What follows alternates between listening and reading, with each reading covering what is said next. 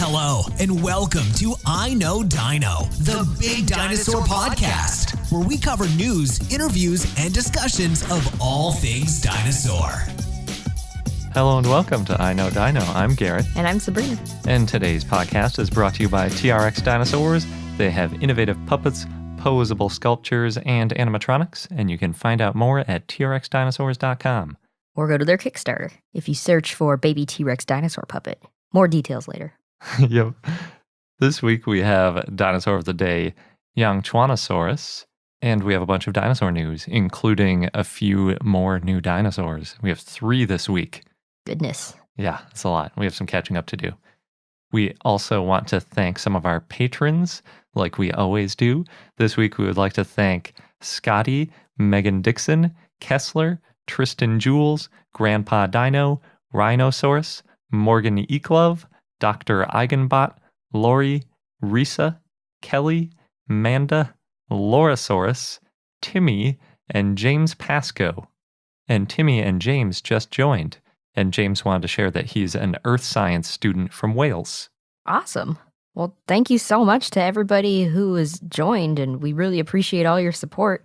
If you want to add to this group of amazing people, then check out our Patreon page at patreon.com/iknowdino. We're currently thinking of some new rewards to potentially offer in the new year. Yeah, we need to do a survey to see what you guys think about them. So probably next week we'll put that out, hopefully. Don't hold us to it. It helps to say it on the show. It kind of encourages us to follow through. So jumping into the dinosaur news, with all the SVP coverage and interviews that we've been doing, we've fallen a little bit behind on our new dinosaur discoveries. Oops. Yeah, it's easy to do because they come out so rapidly.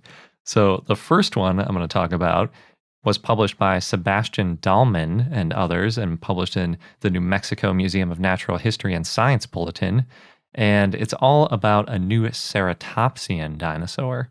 This one was found in the Crittenden Formation. I think is how you say it. It's spelled Crittenden. So it looked like it was going to be Crittenden, but then there's an N in the middle of it, which makes it really hard to say. So it's like Crittenden. Anyway, it's in southeastern Arizona, and it's from the latest Campanian, which means it's about 72 million years old. And they described this new dinosaur based on 2 different individuals, but both are only small fragments of the animal, and pretty much just the skull at that. So they named it Crittendenceratops krizanowski, and Crittendenceratops is obviously from the Crittenden Formation, and then ceratops, like every ceratopsian pretty much. So if you want to give it a real name, it would be like Crittenden horned face, is literally what it would translate to. And then Krizanowski is after the late Stan Krizanowski, who found Crittendenceratops. So aptly named. Crittendenceratops is a Nasutoceratopsian, meaning its closest named relatives are Avaceratops and Nasutoceratops. Don't hear that name too often.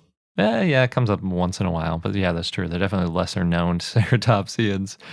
But really, there's one called the quote-unquote Malta-Centrosaurine, which came out as the closest in their phylogenetics, but it's not named yet, so it's like, who knows what this is going to be called. So Nasutoceratopsia is in the subgroup of Centrosaurinae, and Centrosaurinae is the half of ceratopsians that includes things like Styracosaurus and Diabloceratops, and all the other dinosaurs with the really cool frill ornamentation, but they tend not to have the 2 big brow horns like Triceratops does. So that's kind of the distinction between the Centrosaurinae and the Chasmosaurinae.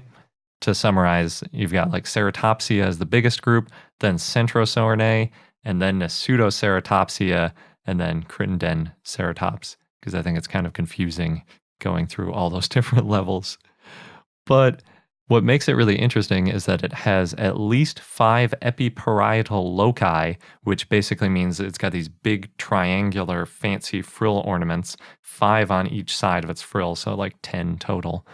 And then the triangles on the little edge of the frill are sort of bowed out in the front, if you imagine, kind of like if they were made out of, if they were like sails and there was wind blowing behind the animal and they're like poofing out a little bit forward. So it looks really cool.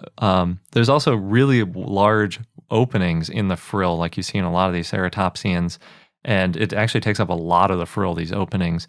But the paleo art that came with the paper shows it just seamlessly covered in skin. And that's One of those things where it keeps the skull lighter, but at the same time it looks bigger. exactly, yeah. And we've heard paleontologists say a lot in the past that like bone is expensive and like hard to maintain, and you have to like eat more to keep it strong and all that. So like anytime you can reduce the amount of bone that you need, I guess is a good thing. And like in our body too, we have, like our arm isn't solid bone. There's a big gap right down the middle of the forearm, and it makes things lighter. It also makes things more flexible. It's good. It's good to have these gaps, and there isn't like a big weird hole in the middle of our arm. It's just covered in muscle and other stuff. So usually in paleo art, that's one of those things where paleontologists will really get upset sometimes when there's like these divots or like missing segments where like there's a hole in the skull or in a bone, and it gets like really emphasized in the paleo art because chances are that it was kind of minimized by the actual animal. But back to what they actually found of Crittenden-Ceratops, they got just a small piece of the back of the jaw, the dentary, and then those little bits of frill and a little bit of sort of the cheek kind of sticks out, like the lower part of the frill, and then 3 poorly preserved teeth. And that's it for all they found in 2 specimens, in 2 individuals. They describe the teeth as typical, so there isn't really anything interesting there. And obviously, it's really hard to figure out its size based on just these small fragments of its head. You want something like a femur or at least a vertebra or something. But they recreated as about 3 meters or 10 feet long. So pretty small, really. It looked shorter than a person. If you were standing next to it, you could probably lean on the side, like a little pony or something. Except that it's more like a rhino, and it might not like that. But because Crittenden-Ceratops is in the Pseudoceratopsinae, and it was found pretty far south in Arizona, the authors think that this again shows that they moved pretty freely across Laramidia, and that therefore Laramidia wasn't separated into a distinct northern and southern region, which is interesting because we've seen a lot of papers saying the opposite of that lately too. So I guess this is one of the bigger debates going on right now in terms of North American paleontology. It's like, how freely could these animals move in Laramidia? Because it looks like the ceratopsians could get around. But maybe the ceratopsians could just swim a little bit better than other ones, and there was something in the way, or Something about those holes in their frills. yeah, they were used like satellite dishes to communicate in long distances. They would say, "Come over here. There's an easy way through." Not really. Sounds like a fun sci-fi story. It would be cool, yeah. The next new dinosaur that I want to talk about was published in Global Geology and written by Changfu Zhao and others. And it's really interesting because this dinosaur has actually already been mounted in multiple places. So it's been in China for a few years, and then a cast was apparently already mounted in the Frankfurt airport by the time this was described. And that means we either missed it or it wasn't there in 2015 when we went through that airport, because we definitely would not have, like just walked by a big sauropod skeleton without saying anything or taking a picture of it. True. So, like I already said, this is a sauropod, and it has been informally called Liaoning titan for quite a while, and now it's been officially named Liaoning titan, so it's nice that they kept the same name. And then the species name is sinensis. Unfortunately, the whole paper is in Chinese, so I can't really read it yet. Hopefully someday my Chinese will get good enough that I'll be able to read these. But the name is very obvious, so Liaoning titan is obviously after Liaoning, which is the northeastern part of China where it's from, plus Titan because it's a titanosaur form. So looks like a titanosaur. Might not quite be titanosaurian, but it's very closely related at least. And then sinensis just means that it's Chinese, in case Liaoning didn't give it away. I just threw a sinensis on the end. So the reason that the dinosaur was already so popular, I think, is that the skeleton is nearly complete, which is amazing because a lot of times with sauropods, you don't get that much material. Does that mean they had the skull? Yes, they did. And the skull, unfortunately, is kind of smashed up, but the rest of the body is in a little bit better shape, including the jaw, too. The lower jaw, you can see a little bit more detail on it, whereas the skull, it's a lot like many of the dinosaurs from that area in China where they're kind of smashed, but this is just a much bigger one than we usually find over there. Yeah, so it's a nearly complete skeleton, which is pretty awesome. I couldn't see exactly all the bones they had, but it looked like they had all the limbs and a lot of the hips and some vertebrae and all that good stuff, and then plus the skull. They describe it as more derived than Brachiosaurus, which isn't too surprising because Brachiosaurus is kind of right on that border of sauropod to titanosauriform, kind of goes back and forth depending on who's looking at it. It's never a real titanosaur or true titanosaur, but it's sort of heading that way. And then Leoningotitan still appears to be just outside of true titanosaurs, but it is very close. So I'm wondering if with future analysis it might sneak in there because it's just like one node away on that cladogram. Because it's from the J-hole biota, I can say that it's from the early Cretaceous, about 120 to 130 million years ago, putting it about 20 million years after Brachiosaurus. So again, not too surprising that it's starting to be a little bit more like a titanosaur. And they describe its teeth as spatulate, so it didn't have any sort of denticles or anything. That's pretty common for sauropods. Yes, I think so. They didn't remark on them being anything special. And they didn't recreate its size in the paper, but since its femur is about 1.15 meters or 3 foot 9 inches long, that makes it about half the size of a Brachiosaurus femur. So we're not talking about a huge sauropod. This isn't going to be a contender for like the largest ever or anything like that, which isn't too surprising given its age. But I'm not sure if it was fully grown because it didn't look like they did any histology in this paper. So I don't think they checked its age or its growth or anything like that. But we got another really good sauropod. Yay! And then the last new dinosaur that I want to talk about is also a sauropod. And this was written by Kenneth Carpenter in the Geology of the Intermountain West. And it's all sort of about Amphicelius fragilimus. Do you remember that one? Yeah, that's a really large one. Yeah, it's often reported as the largest dinosaur ever discovered. It kind of goes back and forth between this one and Argentinosaurus in most, popular media, even though there's a lot of other contenders. Well, both of those, not many bones have been found, right? Very true. So Amphicelius fragilimus was discovered in the 1870s, and it was described as a 1.5 meter tall partial back vertebra from a sauropod, which is massive. And then depending on how you recreate its total size, it could be as large as 2.7 meters, which is like 8 feet or 8 foot something tall just for one single back vertebra, which is massive. And when you scale that out, depending on what sort of ratio of vertebra size to length you use, you can get like a 200-foot long sauropod or something ridiculous. And when you do that, people say, it weighs like some massive number of tons and is twice as big as any other sauropod and things like that. But sadly, this dinosaur vertebra disappeared somewhere during the sale of Cope's collections to the American Museum of Natural History, or maybe even a little earlier. A lot of bones were lost in the Bone Wars. Yes. Well, this one actually got collected and everything, but it's probably because, that species name Fragilimus, it was named that because it was such a fragile and like delicate bone that it probably just basically fell apart at some point and then got thrown away because Cope had tons of bones and he basically sold his whole collection to the American Museum of Natural History when he went into a bunch of debt later in his life. And he didn't really keep good notes about which bones were which. He didn't number them or anything like that, like we do on modern bones.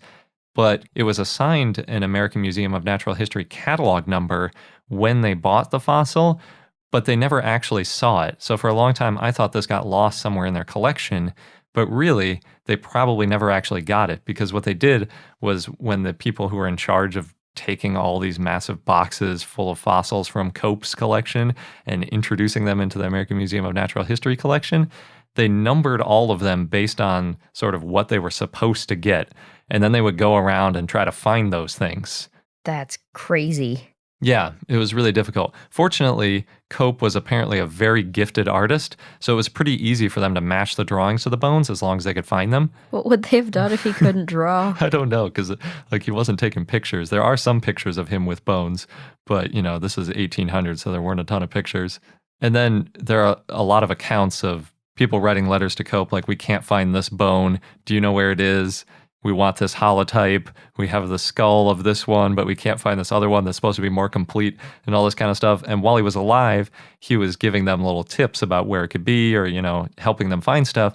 But unfortunately, he died before they really got to the dinosaur stuff. So with Amphicoelius, it's like there's nobody to ask. You just got to look around and hope you can find it. And nobody ever found it.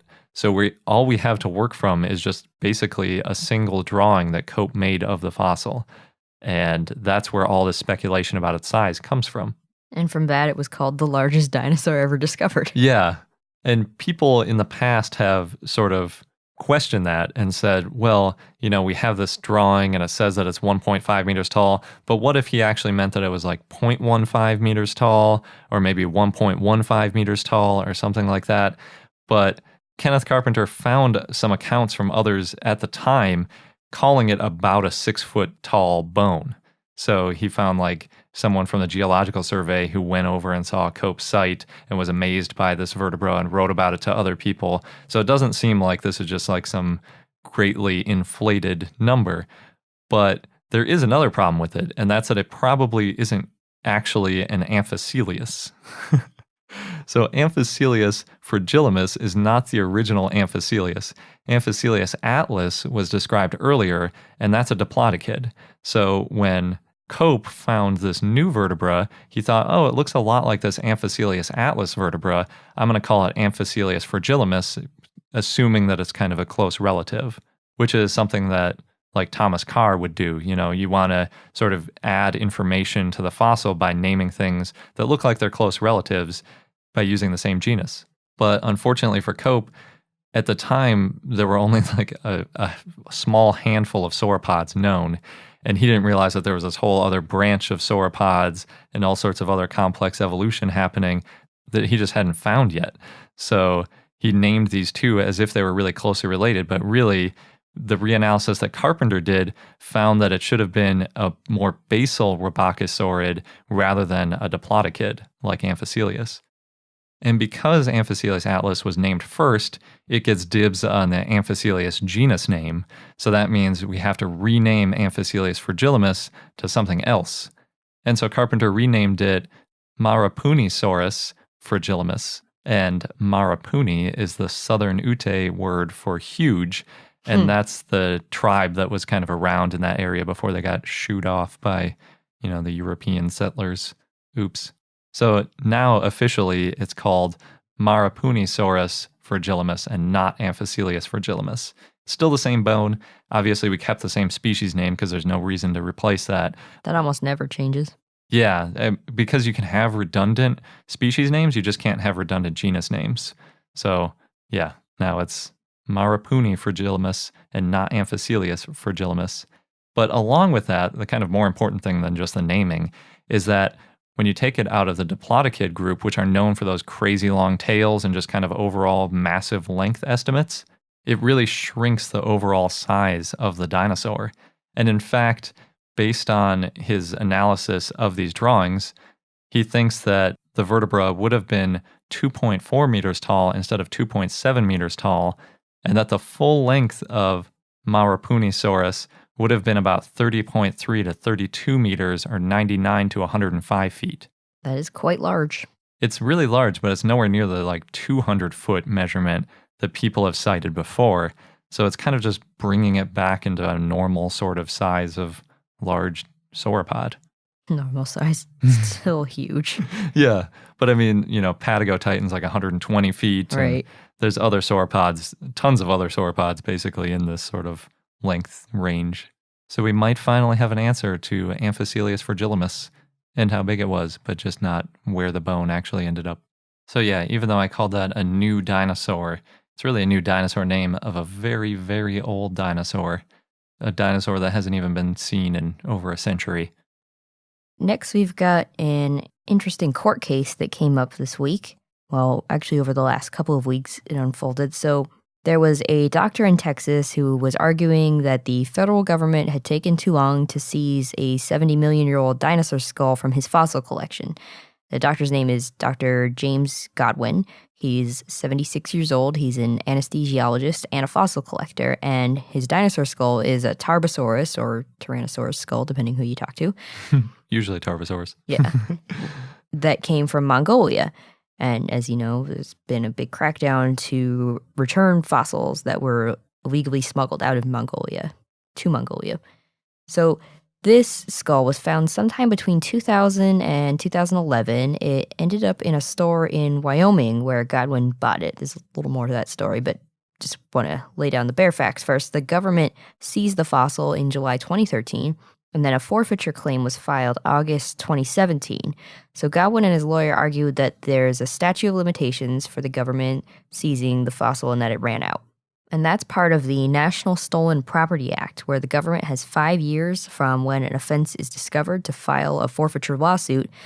And so their argument is that the 5 years started not when the skull was seized in July 2013, but when agents first learned Godwin's name in connection to the skull in July 2012.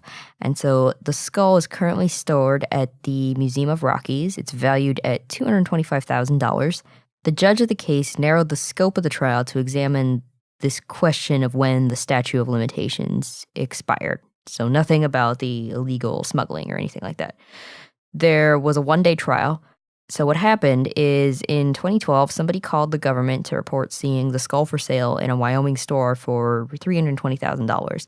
This store belonged to 73-year-old Rick Rollator, who is the largest seller of high-end Mongolian and Chinese fossils, according to government lawyers in the court filings. That's quite the infamous title, because usually you can't legally sell things from those places. Yeah. So he pled guilty in 2014 to conspiracy to smuggle goods into the U.S. and got 6 months probation. The skull had somehow gotten to the U.S., I guess, in 2009. So I suppose it was actually found sometime between 2000 and 2009. There was a U.S. citizen living in Japan that somehow had it. I couldn't find the details. Sold it to a man named Eric Prokopi, who was actually the leading subject of a recent book that was published called The Dinosaur Artist, and who spent 3 months in jail and then handed over his fossils to federal prosecutors in New York. Yeah, we've talked about him before, too. I think he was in Florida, if I remember correctly. Yeah, that sounds right. He sold the skull to a Florida fossil dealer, who then sold it to someone who restored it, who then sold the skull to the By Nature Gallery, which is a retailer with stores in Wyoming and Colorado, which Rollator and Godwin co-owned. So that is how Godwin got it. The gallery transferred it to Godwin in 2012, but it's unclear if it was an actual sale. There were no import documents or certificate of authenticity. About 40% of the skull is filled with cast resin. Makes sense. You don't always get the full skull. Yeah, and if you're going to display it, you definitely want it to look like a full skull. You'd rather have that than big missing chunks. Yeah. So then a week after the trial, the U.S. District Judge, who was Reed O'Connor in Fort Worth, ruled in Godwin's favor. That's the big update. And said that the government did wait too long to file its 2017 forfeiture lawsuit. He wrote that he made no findings as to whether Mongolian law was violated. And Godwin says that he's going to put the skull on display in his home. He also said that there was unnecessary use of force in the government seizure, and he wasn't aware of any of the laws until 2012. I think that's when the crackdown kind of began, and there was more stuff in the news. More than 100 fossils have been returned to Mongolia since 2012, so it's good. And the U.S. government still plans on prosecuting cases involving stolen fossils. So this was the case, wasn't about the fossil itself, it was about the time of forfeiture. So now he gets to keep the skull. Yeah, Sounds and like. I think he might be the only one to contest the fossil being seized Yeah, so far. that's really interesting. So, yeah, very interesting case. I mean, I can kind of sympathize because there is there's a whole market in the U.S. of selling fossils. So if you're sort of used to that, like somebody finds it on land and then digs it up and sells it and you prepare it and all that kind of stuff, it's kind of the way things go in the U.S. So I could see how you might not know that certain fossils might be illegal. But if your job is importing and exporting and selling them, it seems like you'd know more about it, Although I'm not sure. I have heard that Mongolia basically turned a blind eye for a long time and then later sort of starting cracking down, like you said. So it's always hard to tell, what sort of assumptions people are operating under when they do it. And, like assuming that they did things maliciously is. Right. Yeah. Yeah, and I think the laws were more unclear at the time. Yeah. Plus, it sounds like it went through quite a route. Mm-hmm. So Yeah, by the time he got it. yeah. That's true. Interesting. Yes. In other news, Two Medicine Dinosaur Center in Bynum, Montana is building a dinosaur that's going to go on display in Savannah, Georgia next year. So Dave Trexler and a team of 7, they're working on the foam dinosaur skeleton of Amphicoelius. Speaking of, Garrett. Now called Marapunisaurus. Yes, though I don't know if they'll use that name for this display, but Only if they want to be correct. anyway. The skeleton's going to be 136 feet long, which is a bit longer than you're saying the most recent estimate was, Garrett. Yeah, they definitely started making this before that paper came out, though, so you can't really blame them. Right. They've been working on it for 2 years, and Dave said that they took a more conservative estimate for their skeleton, not the 200-foot long Good. estimate. So there's 230 bones in this sculpture. Each vertebrae took about 4 hours of rough carving and then 4 hours of finishing tasks. So that's why it's taken 2 years to build. That's amazing. Yeah. And they used cake decorating tools to fill in the cracks with putty before putting on the coat. And it's made of fire-resistant foam and a polyurethane coating. The neck is 38 feet long, and that's going to be animatronic. Oh, wow. Yeah, it's ambitious. It sounds awesome. Yeah. The goal is to finish in January and ship the dinosaur in pieces in February. It has to be assembled in Georgia at the museum and gallery where it's going to be displayed because it's just too large to ship whole. And the museum is going to open on May 1st. Wow. Not too long from now, just like 6 months out. Yeah. And yeah, that's why Dave and a few of the others from Two Medicine Dinosaur Center, they know they had to miss SVP this year because we were looking for them. We heard, oh, they're working on their dinosaur. Yeah, they're busy making that. And in their dinosaur center in Bynum, they have a Seismosaurus, I think, is what they call it. And it's like curled up because, again, it's so large that it barely fits inside. And in other museum news, the Natural History Museum of LA is getting the traveling exhibition Antarctic Dinosaurs on April 3rd next year. It's going to be there until January 6th of 2020, so plenty of time for you to see it. And dinosaurs on display include Cryolophosaurus and Glacialosaurus, from the Antarctic. And before we get into our dinosaur of the day, we want to let you know about the new Kickstarter that our sponsor, TRX Dinosaurs, has just started. Yes. And we pledged we're getting a baby T-Rex puppet. We are. And yeah, so that's what it's for. I'm very excited. So TRX Dinosaurs has made a molded version of their baby T-Rex so that they can get them out a little bit faster and keep up with demand. Yeah, so they have 2 different sizes, one for adults and one for children. Well, I think the dinosaur itself is the same size.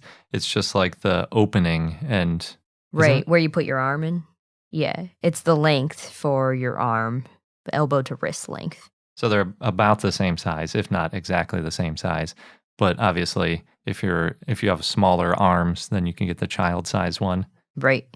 And the really great thing about it is you can actually get it before Christmas. If you pledge $700 or more, you'll get one of the first baby T-Rex puppets, and they say ships on December 20th. And it'll go anywhere in the world. Oh, yeah. So there we go. Like that goes with our holiday gift guide that we just talked about. It does. You can actually get it. You don't have to just give them an IOU for a TRX sculpture. You can give them an actual sculpture. A baby T-Rex puppet. They're so cute. They are, which is why we already bought one. Oh, yeah. I already have some video ideas. Very excited. Some of the other levels, if you pledge $550 or more, you get the baby T-Rex puppet at an early bird price, which is what we did. That one won't arrive by Christmas, but that's limited to only 3 adult size and 3 child size each. And then after that, you got to pay $650 to get the baby T-Rex puppet.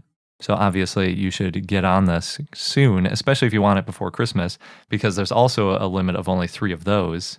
The Christmas, if you want to get it before Christmas, yes. And one of those has already sold. So, yeah, that's really the hot ticket item, I think, right now. Oh, yeah. There's also stickers and shirts if you want to support them in other ways. But we've played with these puppets before, similar puppets that TRX Dinosaurs has made, and they are wonderful. Definitely worth getting, especially if you're into dinosaur puppets. Oh, yeah. I've seen kids and adults both love them.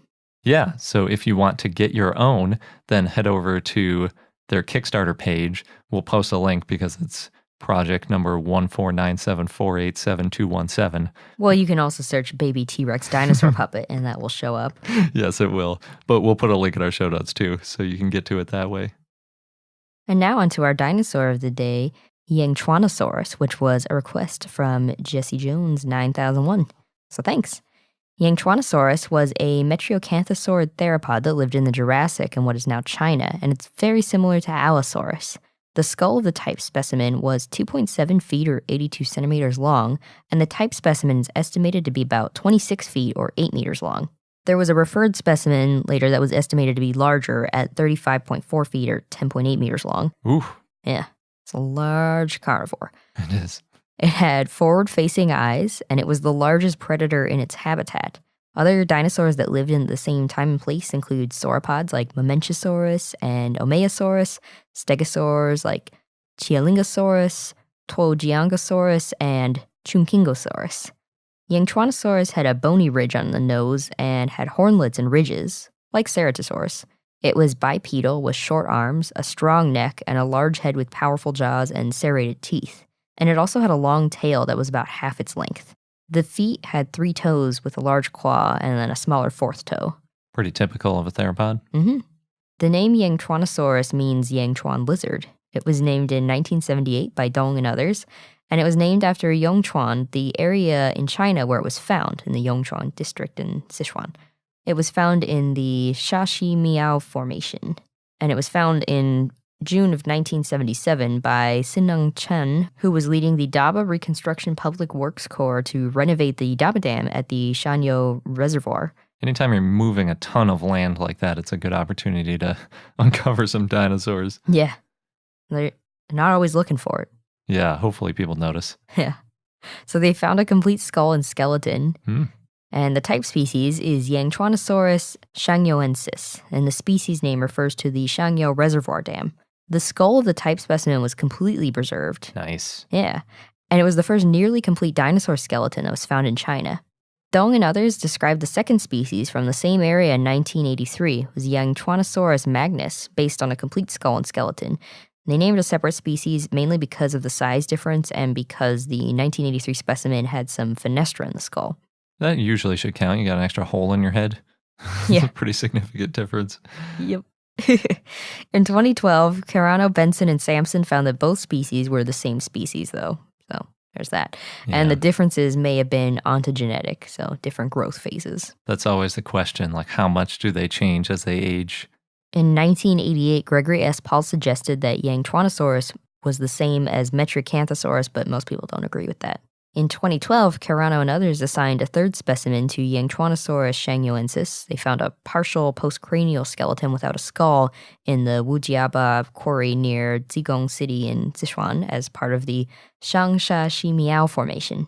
That one was founded in 1978 and listed as a new species of Sichuanosaurus called Sichuanosaurus yandoensis, but there's no description or illustration, so it was a nomen nudum. In 1983, Dong and others described it as Sichuanosaurus campi, but Sichuanosaurus is a dubious species known from only 4 teeth. Yeah, that's not great. In 2012, Carano and others said the specimen couldn't be assigned to Sichuanosaurus because the holotype had no diagnostic characteristics. Plus, the specimen didn't have any teeth preserved, so then they couldn't even compare it with the 4 teeth of the holotype. In 2001, Dancher found that the specimen was a new taxon, informally known as Sichuanoraptor dongi, and that the third species of Sichuanosaurus, which was Sichuanosaurus zigonensis, should also be grouped with it. And Sichuanosaurus zigonensis was first described in 1993 by Gao. The 2012 Carano study found that the same third Yangchuanosaurus specimen and the Sichuanosaurus zigonensis could not be the same species, though, because they had no shared distinct features, and Sichuanosaurus zigonensis came from the Xiasha Shimiao Formation, which is the lower part of the Shangsha Shimiao Formation. And in Chinese, Xia is kind of down or after or below, and Shang is kind of up or before or above. It's kind of confusing. Just depends. Anyway, a phylogenetic analysis found that the third specimen was most closely related to Yangchuanosaurus shangyoensis, so it was assigned to that species. Sichuanosaurus zigonensis was found to be closely related and then became the second species, Yangchuanosaurus zigonensis. So, very confusing. Anyway, 4 Yangchuanosaurus zeganensis specimens have been found, and that includes the teeth, hind limbs, and more from the Xiasha Ximiao Formation in the Dashanpu dinosaur quarry. So all that's to say that there are 2 species of Yangchuanosaurus. And for a while, they were called Szechuanosaurus? Not exactly. Szechuanosaurus was its own thing, and that different specimens or species merged with other dinosaur names. Okay, so there were some of them used to be called Szechuanosaurus, but then they got pulled out to be Yangchuanosaurus? Yes. So then the 2 valid species of Yangchuanosaurus are Yangchuanosaurus shangyoensis and Yangchuanosaurus zegonensis. So 4 Yangchuanosaurus zeganensis specimens have been found, and that includes the teeth, hind limbs, and more from the Xiasha Ximiao Formation in the Dashanpu dinosaur quarry. There's potentially a 3rd species of Yangchuanosaurus, which would be Yangchuanosaurus hepigensis. That's named by Gao in 1992, but that is considered now by many to be Synraptor. Yangchuanosaurus fossils were almost lost in a flood in 1981. Water rose and covered the laboratory floor at the Chongqing Museum of Natural History in China. Oof. But luckily the waters receded in time, and actually technicians were ready to swim to save the fossils if they needed to. That's a tricky thing to say. Those are heavy. Oh yeah. And our fun fact of the day is that Garden Park, Colorado, about 30 miles southwest of Colorado Springs, is one of the sites where Cope and Marsh both funded quarries. So it's kind of one of the key Bone Wars sites. One of the most contentious. Yeah. So Cope gets credit for Camarasaurus in a quarry nicknamed Cope's Nipple, although it's also sometimes called Saurian Hill. What? Which is really my favorite part of this detail. I think it's just like the geological formation looks a little bit like a nipple, so they call it Cope's Nipple. He also recovered Amphicelius atlas and Amphicelius fragilimus, now called Marapunosaurus fragilimus, nearby. And it's where he named Laelaps, which is now Dryptosaurus, as well as tons of other dinosaurs, all of which ended up in the American Museum of Natural History collection. But then in the same area, Marsh gets credit for even more dinosaurs, including Diplodocus, Allosaurus, Haplocanthosaurus, Ceratosaurus, Stegosaurus, and the modestly named Othnielia after himself, which is now considered to be undiagnostic. So I guess he won that quarry. He did, yeah. But Cope got Cope's nipple out of it, so who really won? I think Cope did. And on that note, that wraps up this episode of I Know Dino. Thanks for listening. Don't forget to subscribe so you don't miss out on any new episodes. And check out our Patreon page at patreon.com/iknowdino for cool rewards. Thanks again, and until next time. Thank you for listening to I Know Dino. If you have any questions or comments about dinosaurs, we'd like to hear from you at plesiosaur@iknowdino.com. And for more information on dinosaurs, go to iknowdino.com or follow us on Google, Facebook, Tumblr, or Twitter at I Know Dino.